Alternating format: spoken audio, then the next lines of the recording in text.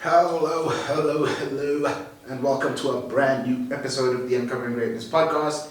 As always, I am your co-host Sully, and today I am joined by Nicole Mitchell. How you doing, Nicole? How goes it? How are I'm things? good, thank you. How are you? I'm good. So, we have been diving down the what is processing rabbit hole.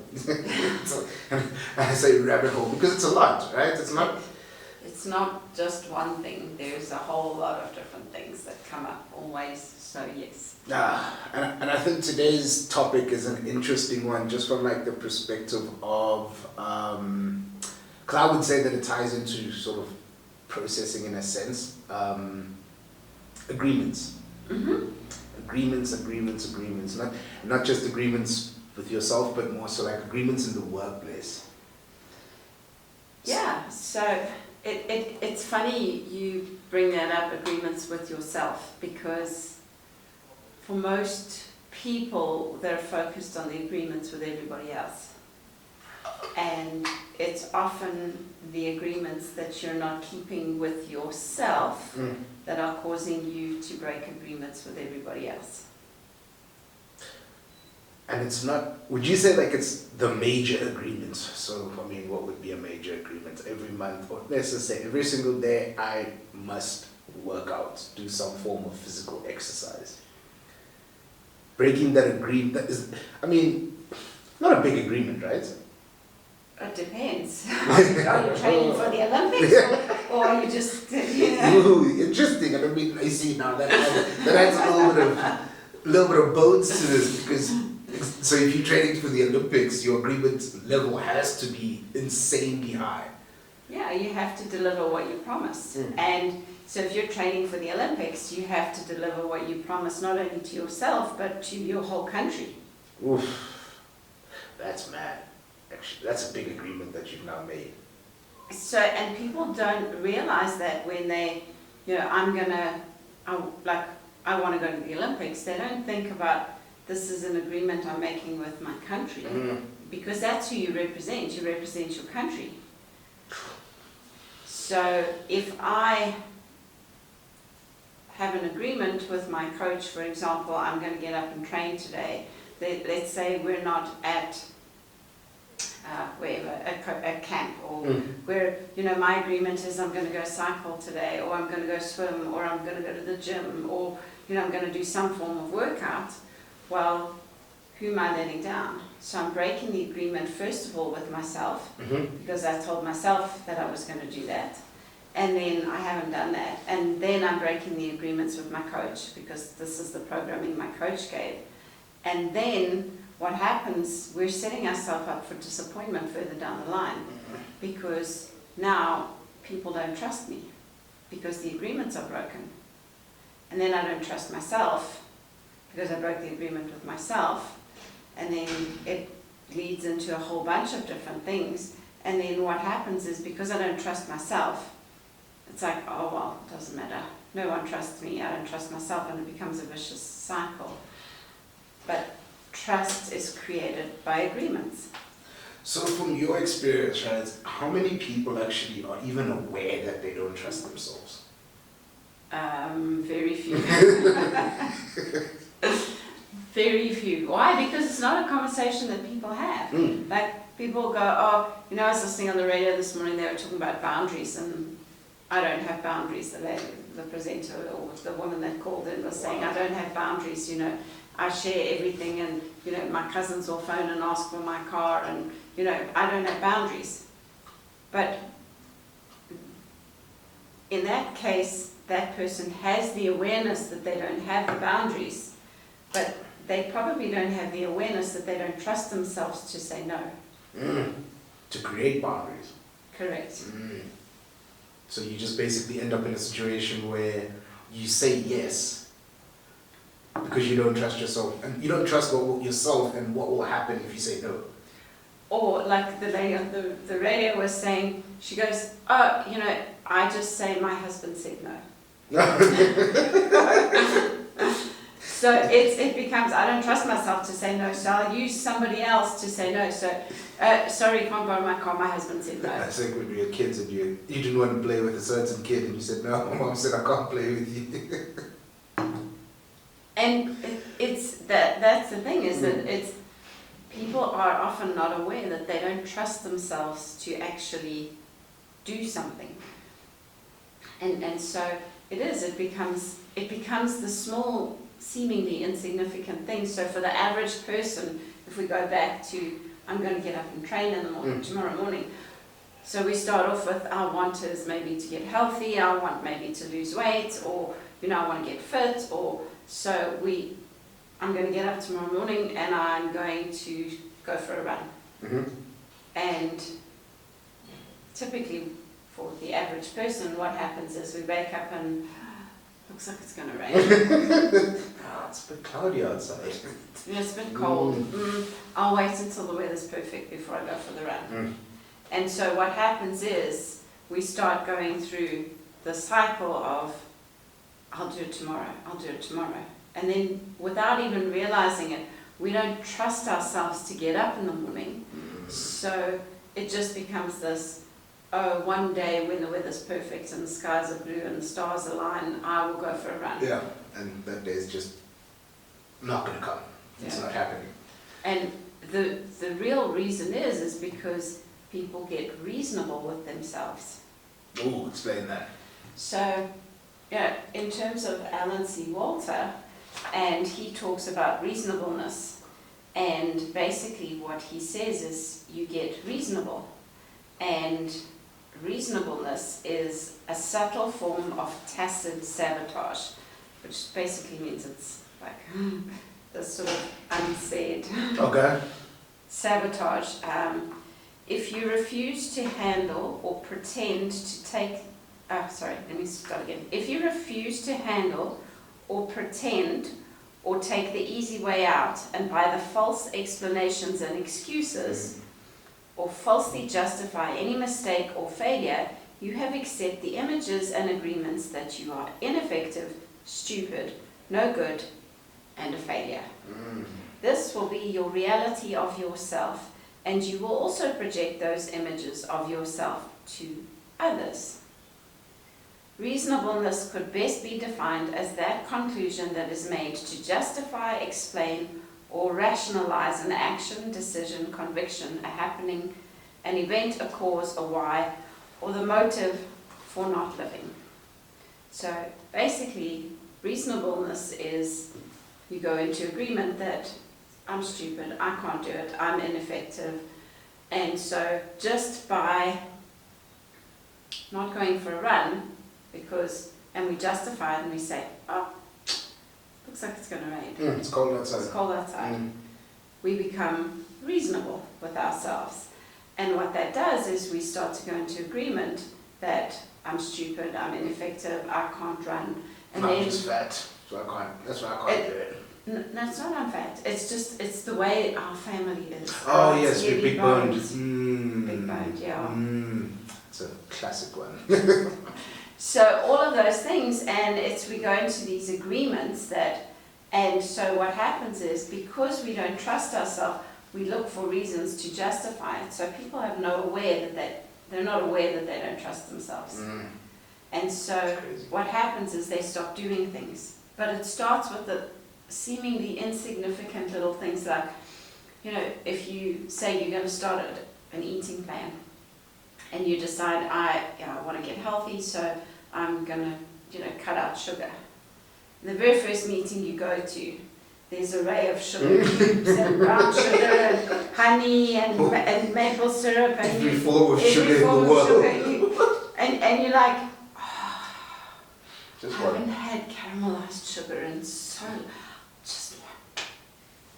And then we leave and you go, that was really stupid.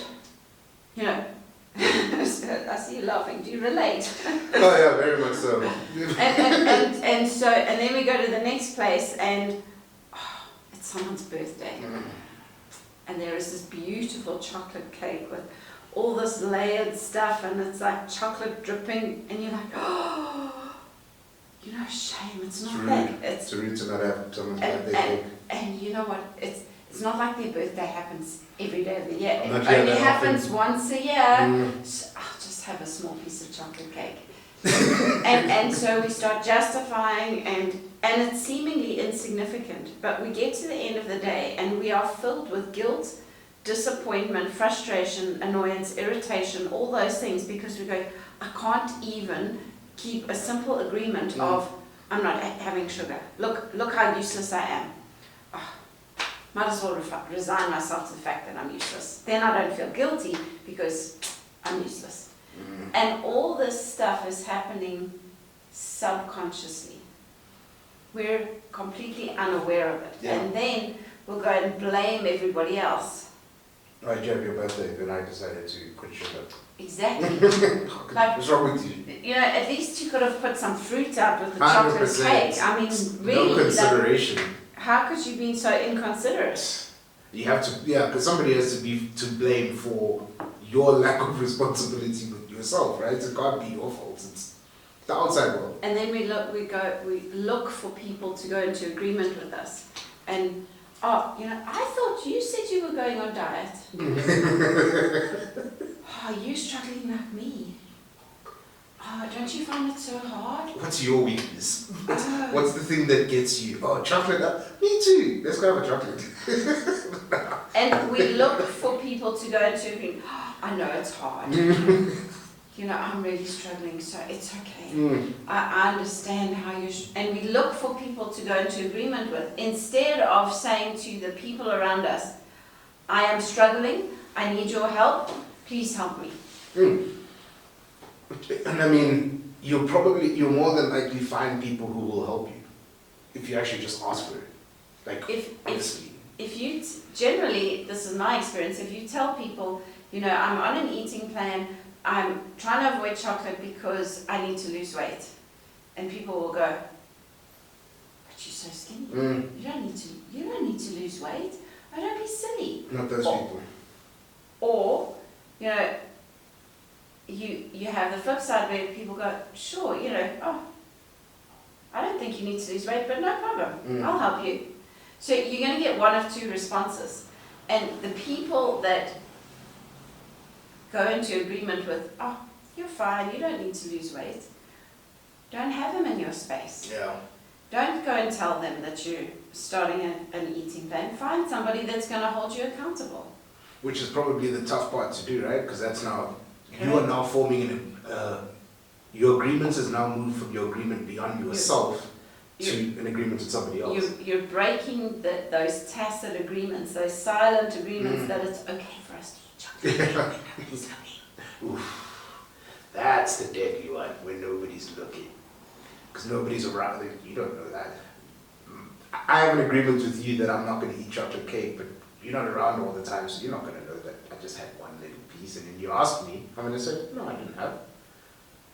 And that agreement now all of a sudden, just that one simple agreement that was broken just shifts everything, right?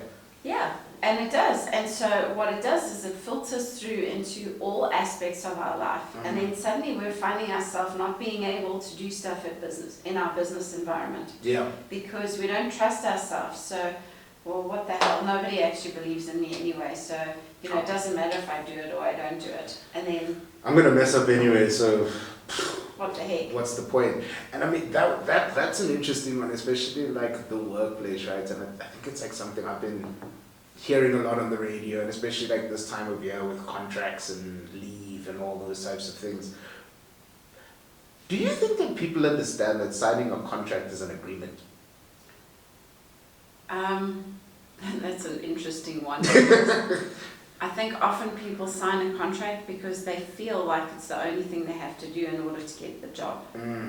So I want a job, so, and again, it's my opinion. Yeah, 100%. It's often people will sign the piece of paper without the understanding of the consequences.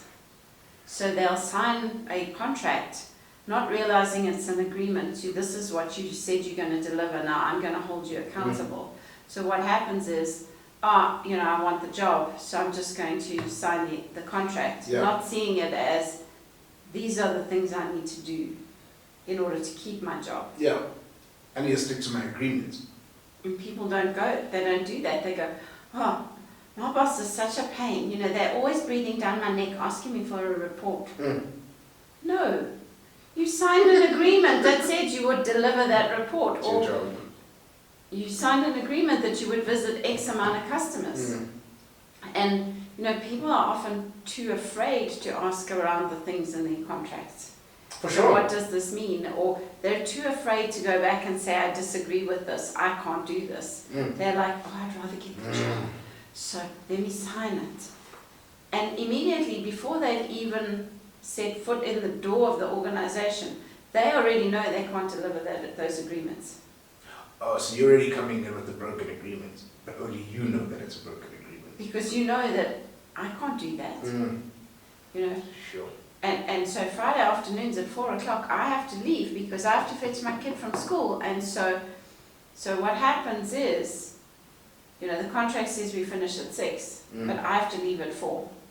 So I'm going to come in at 7 or 6 on a Friday To make up. for the extra 2 2 hours. And everyone's going, why is she leaving at 4?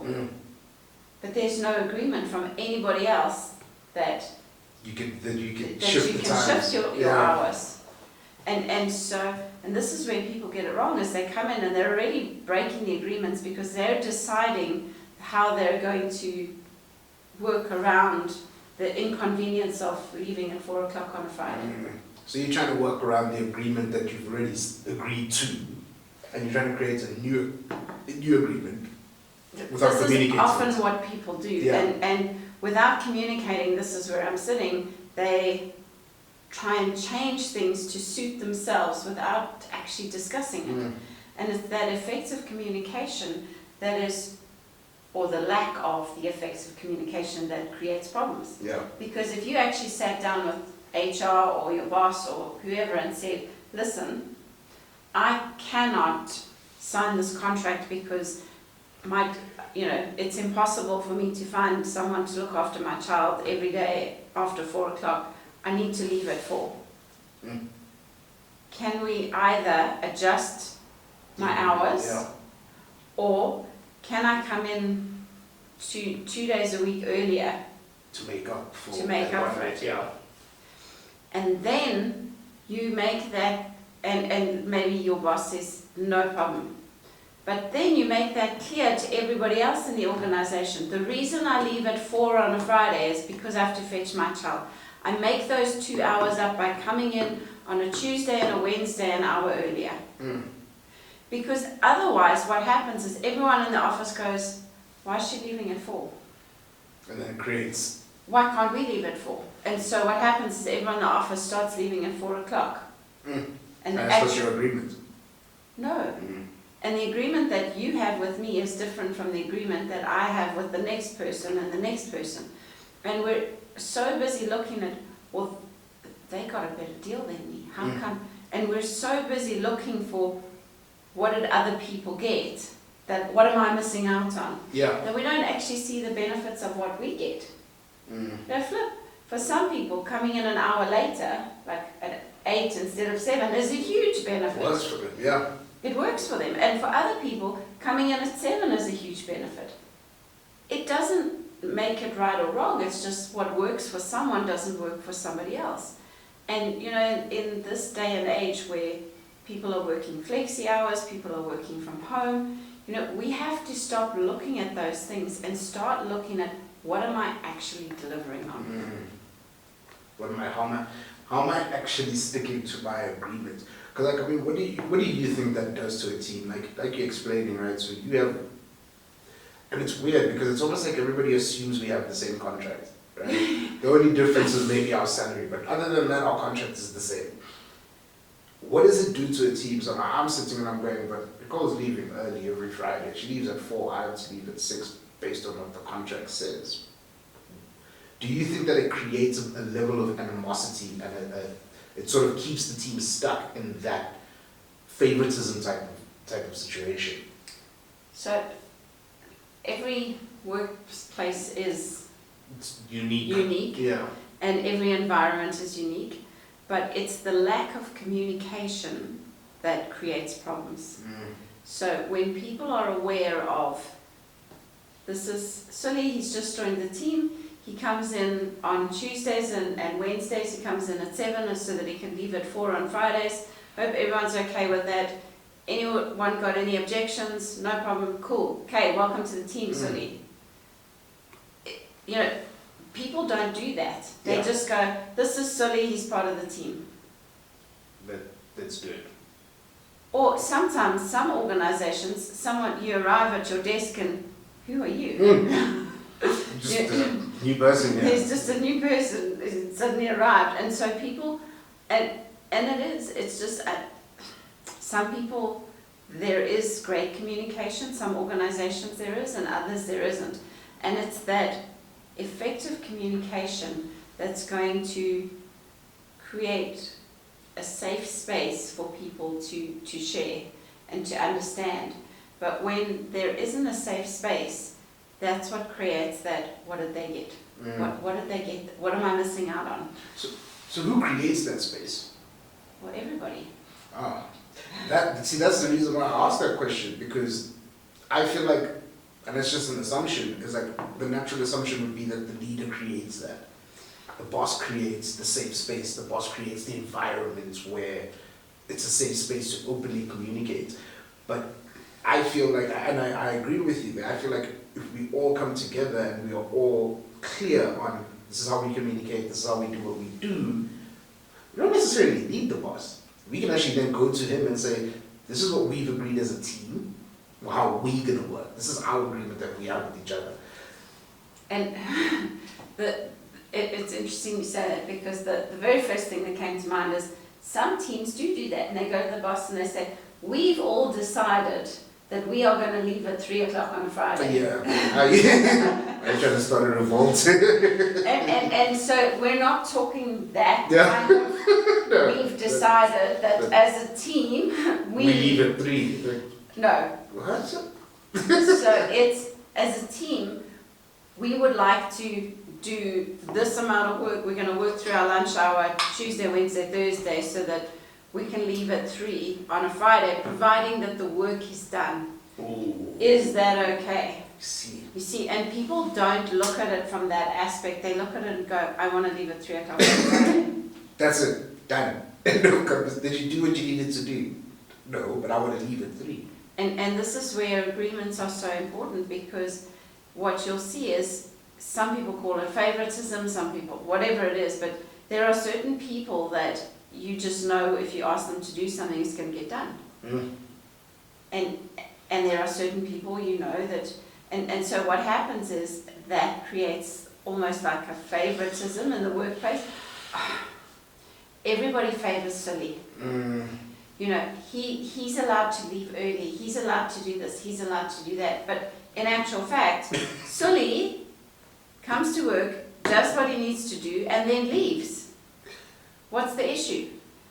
Just because it takes him half an hour to do something that takes me 2 hours, that's not fair. I'm laughing because we had that, like we actually had that in our team. Yep. A while, like just before COVID times and all of that, where I was labeled as the favorite, and I was like, what the? I didn't even know that. But now, based on what you say, it was so much more around the fact it wasn't that I was the favorite. There was a level of trust that was had with me because I was doing what I said I was going to do, or what I was asked to do, versus them. The trust wasn't fully there. And it is. They say they're going to be there at 8 and they arrive at 8:10. And it seems insignificant, right? It seems insignificant, and they can't understand what's the problem. Yeah, or 10 minutes. You know, they say, like, I don't understand. How come I missed the meeting? And you're going, what meeting? No, but you guys were here early and you had a meeting without me. Like, and you're going, We were just sitting.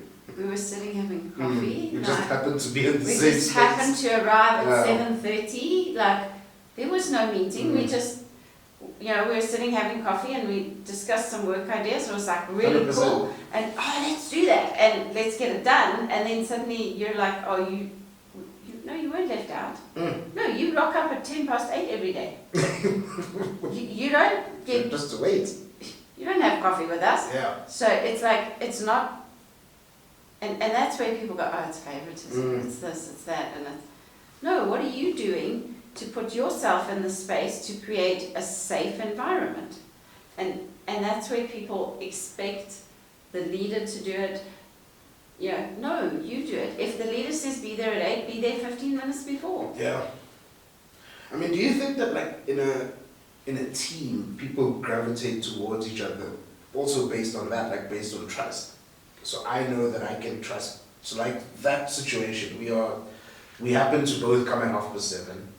We share a couple of similar interests, not really but in terms of work, I know that you deliver, you know that I deliver. There's a level of trust we have with each other. Therefore, we gravitate more towards each other versus the one that we know, that one's a little bit suspect. And the same is true the opposite. So people that don't deliver what they promise will find people to go into agreement that Sully is a problem. Because Sully does what he's supposed to do and he's making me look bad. Been there too. So you know what? Sully's a problem. Because he's making us look bad. So we will look for other people to go into agreement and then we'll tell the boss and tell everyone Sully's the problem. So you start to sabotage. And you start to sabotage, but you're in agreement with somebody else. Because now I need you to come with me. Or not, you don't have to come with me. I'm going to go to Barry and tell Barry X. You just need to back me up. You just got to back me up. Because now if more than one person is saying that this person's a problem, I've got to start paying attention to what's going on here. Right? Correct. So it works both ways. But we find people to go into agreement to either be reasonable or unreasonable. And unreasonableness is how you get out of that. You have to be unreasonable with yourself. So you have to, if you say, I'm going to take my dog for a walk when I'm finished, whether it's raining, snowing, hailing, you get Gotta be unreasonable. the dog and you go for the walk. Even if it's down the end of the driveway and back. Whatever, yeah. You know, whatever it is. But you've got to be unreasonable. You've got to say, right. And that is how you start to create the trust with yourself again and the trust with the people around you is it starts with you. You've got to hold to your agreements with yourself. So I'm not having a chocolate chip cookie today. I know there's a plate on the table in the cafeteria. I'm not having one. And every time you look at them, I'm not having you. Thank you. I will not. Will not I be will tempted not by be you, devil. tempted by you. I will. And then you tell everybody, I'm not having a chocolate chip cookie today. Please do not see me eating one. And I'm trying to build my trust with myself again to prove that I can do things. And so, as you get unreasonable with yourself, you break all those agreements that you're stupid, you can't do it. And this is where it's so important for people to be aware of that, is you have to start breaking those agreements that you're stupid, or you can't do it, or you're ineffective. And you do that by saying I'm going to do something, and you do it. And you pick small things like, I'm going to get up tomorrow morning, and you set 5 alarms, and you tell your best friend that she's meeting you at the gym, I'm going to set my alarm, please message me and check that I'm awake. Yeah. And I mean, I do that. I have a friend that we, every morning, 5 o'clock, between 5 and 5:30, we're messaging each other. And It's the agreement. that's the agreement we're going to, and do we get it right all the time? No. I mean, the other week I didn't put my alarm on, went to bed super late, didn't put my alarm on, and then I woke up at sort of 6 o'clock and went, oh dear, I was supposed to be at the gym. Already. Not going to happen. And then it's okay, but then it's like I message my friend and I'm like, I'm really sorry. I didn't wake up. I forgot to set the alarm. I'll see you there tomorrow. And I put the agreement straight back in place that I will be there tomorrow. Because what happens is people go, oh, I'm so stupid. Oh. And then we go straight back into the, I don't feel like it tomorrow, I feel guilty, and so we start the cycle again instead of, no, put the agreement back in place and be there. I mean, that's an interesting one, because I was actually gonna ask, how do you fix trust, right? I mean, how do you fix mend, create, build, whatever it is. You just, and I think you explained it there, you put the agreement back in place. So I wasn't there today, tomorrow I'm there. And you stick to that agreement. So tomorrow you better be there at 10 to 6. Yeah, and then at a certain point in time, I would imagine that your friend who's holding you accountable, if you now, tomorrow comes and, oh, sorry, I didn't set my alarm again, and then another day comes, eventually she's going to be like, do you want to do this or not?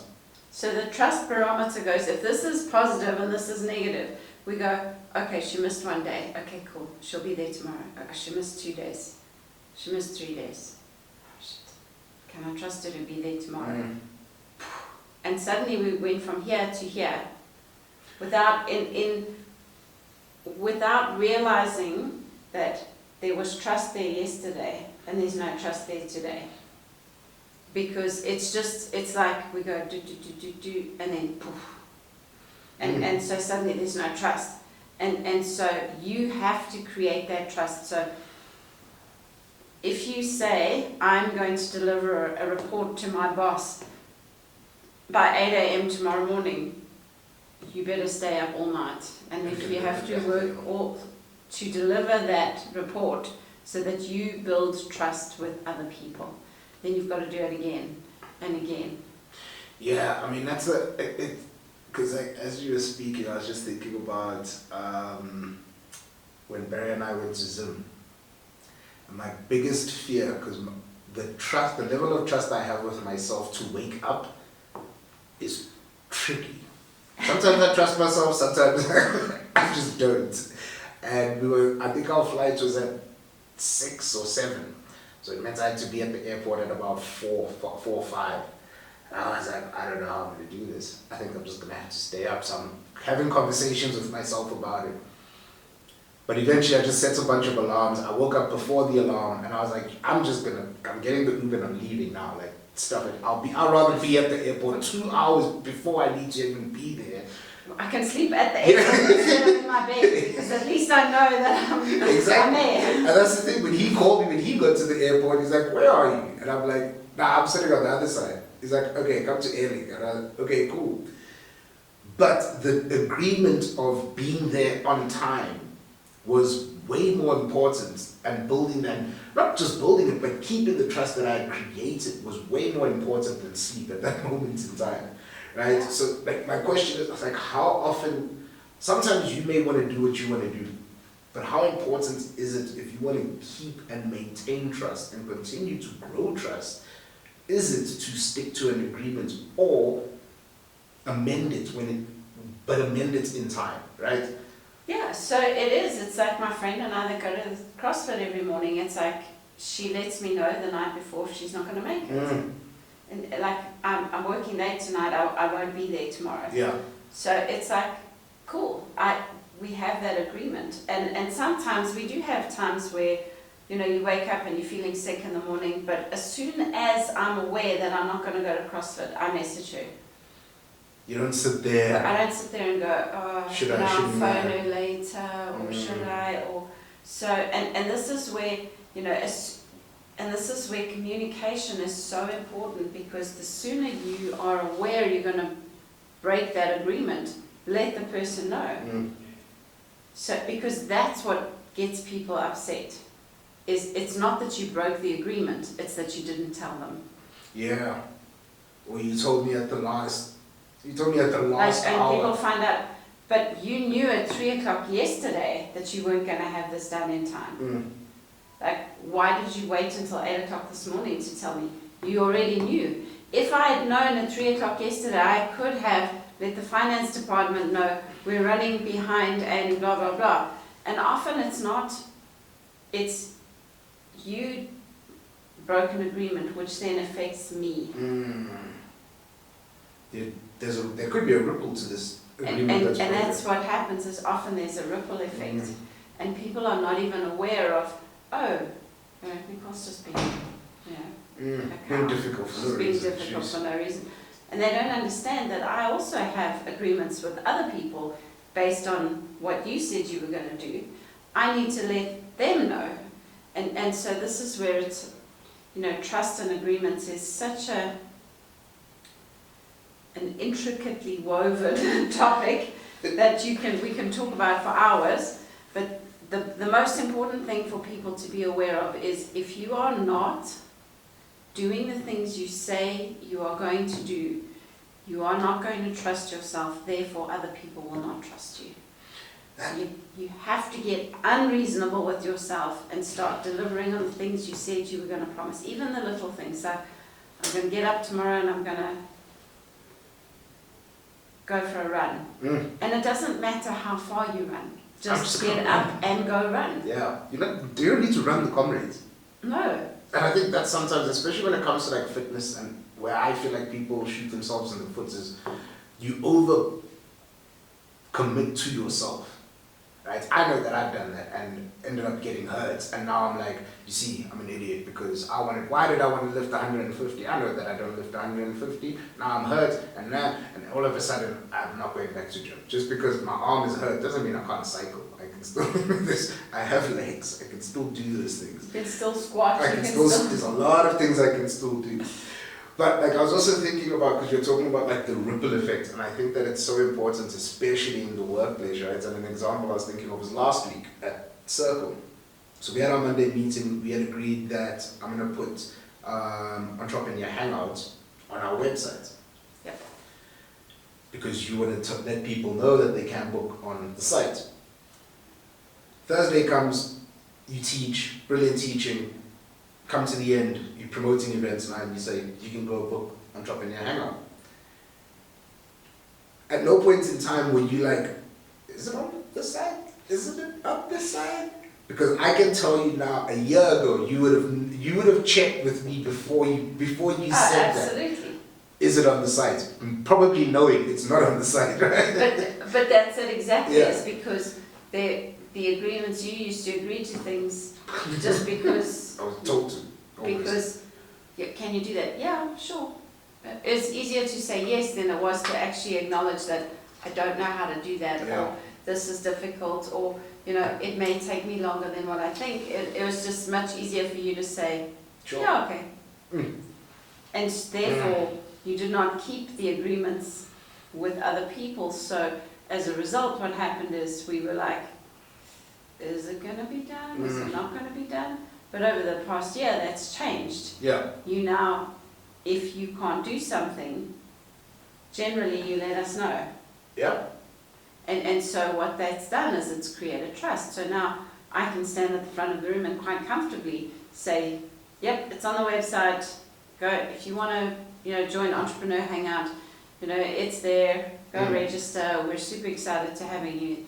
And then I know it's like if it's not there, people are going to let me know. But it's also that I have no doubt that it is there, that it's been done because we discussed it. And unlike previously where you were like, I don't know if I can do that, but I'll just say yes. Whereas now you're going, if I don't like something, I'm going to say it. No, I think previously I was just saying, exactly like you said, I was just saying yes to get out of it, right? So it's almost like, so people can stop asking me stuff, so you guys can stop, sure, I can do it. Whether or not I'm going to is a completely different story. And I think that that's so important because I feel like that is proof that trust can be built even when trust was lost, right? It's never completely lost, I would say, but is entirely up to you as the person who's broken the trust multiple times on how you fix the agreement. Correct. And I feel like in the workplace we don't see enough of that, and not just in the workplace, in everyday life. Like there's just so many agreements that are broken that people just don't fix. And it's just you have to get unreasonable. It is not negotiable. I don't care. I will get that done. If I don't get it done, then I will let you know. and I'll let you know an hour or 2 hours before, or I'll let you know in this time. But people are not willing to get unreasonable. And that's my experience Yep. often today. And it's not even with anybody else, just with themselves. You know, we become so sort of laid back and it's everybody else's fault and, you know, you must do what I say and all those kind of things. So, you know, the biggest thing is, can you get unreasonable with yourself and honor the agreements you've made with yourself? Ladies and gentlemen, this has been another episode of the Uncovering Greatness podcast. It's interesting. We've went through some topics in the past 6 weeks. Mm-hmm. We've been pretty unreasonable. It's been exciting. I've been enjoying it, and I've been enjoying everybody consuming our content and giving feedback. I know you guys have, some of you who watch have been giving feedback to Nicole. Please use the comment section as well, so that other people can see the feedback, because if you're getting value, other people might get value too. So we do appreciate that. What events do we have coming up? We have Circle of Influence. We have 3 more Circle of Influence. Is it 3? 6? 4?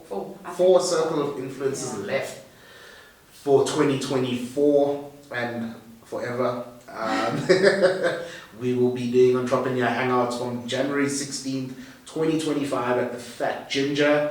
We also have the Sales Explosion happening this weekend at the Mercure Hotel. Anything else you'd like to add? And then we have an Ignite Your Sales on the 6th of December. The intro to the Sales Explosion program, Yes. Ignite Your Sales at Corporate Conference Center, 8:30 a.m.